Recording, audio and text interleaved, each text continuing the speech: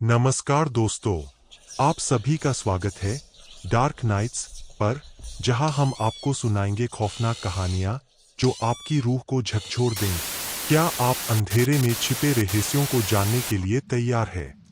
यहां हर कहानी एक नई दहशत, एक नया भय लेकर आती है। हम आपको ले चलेंगे भूतिया हवेलियों, तंत्र मंत्र के जाल और ऐसी आत्माओं की दुनिया में जो आज भी जीवित है। तो अपनी रूह को मजबूत रखें, क्योंकि अंधेरी रातें कभी भी डरावनी हो सकती है। आइए शुरू करते हैं आज की कहानी। था जहां की जिंदगी में एक भयानक रहस्य समाया हुआ था।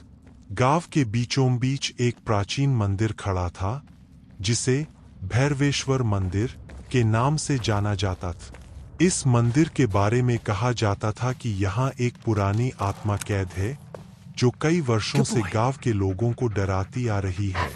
कई साल पहले एक तांत्रिक नागेश्वर यहाँ रहता था। उसकी शक्तियों के कारण गांव वाले उससे डरते थे, लेकिन जब गांव के लोगों ने उसकी दया पर निर्भर रहने से मना कर दिया, तो वह क्रोधित हो गए।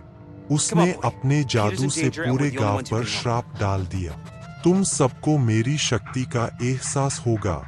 जो भी इस मंदिर में प्रवेश करेगा, उसकी आत्मा यहाँ कैद हो जाएगी। वह चिल्लाए। उसके श्राप के बाद जो भी व्यक्ति मंदिर में गया, वह या तो गायब हो गया या पागल होकर लौट आए। समय के साथ यह बातें केवल कहानियां बन गई, लेकिन गांव का युवा अर्जुन, जो बहादुर और जिज्ञासु था, ने तय किया कि वह इस रहस्य को उजागर करेगा।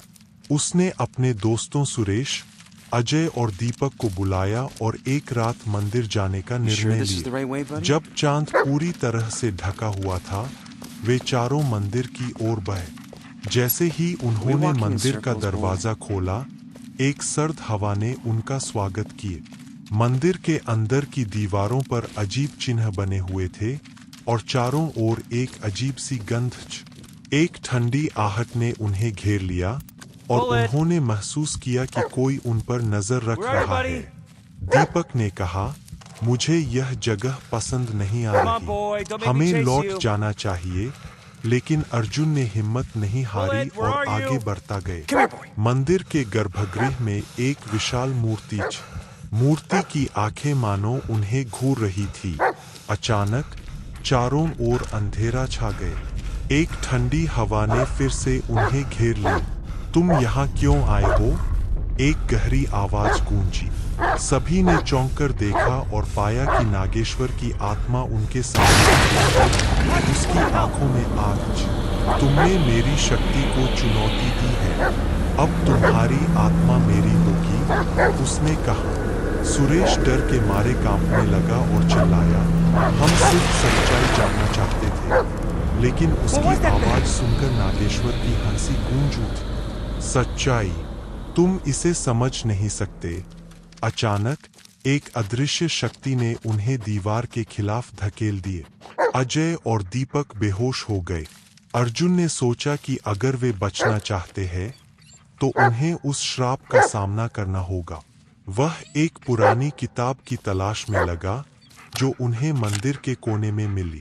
जब उसने किताब खोली, तो उसके पन्ने चुराए गए। उसमें वह मंत्र था जो श्राप को तोड़ सकता था। अर्जुन ने जोर से मंत्र पढ़ना शुरू किया। मैं तुम्हारी शक्ति को तोड़ता हूँ, अंधकार की आत्मा, हमें मुक्त करो।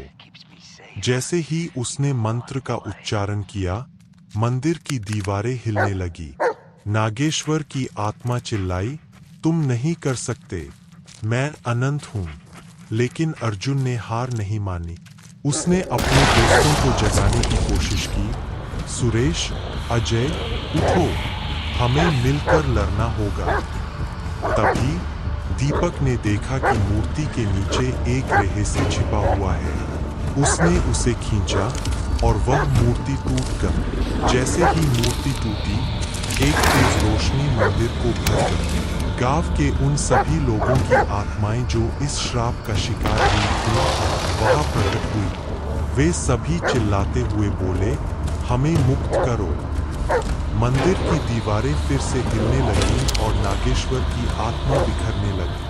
नहीं, तुमने मेरा राज खोल दिया, उसकी आवाज गूंज रही थी। अर्जुन और उसके दोस्तों ने मिलकर एक बार फिर मंत्र का उच्चारण किया। हम तुम्हें मुक्त करते हैं। अचानक एक जबरदस्त विस्फोट हुआ और सब कुछ शांत हो गए।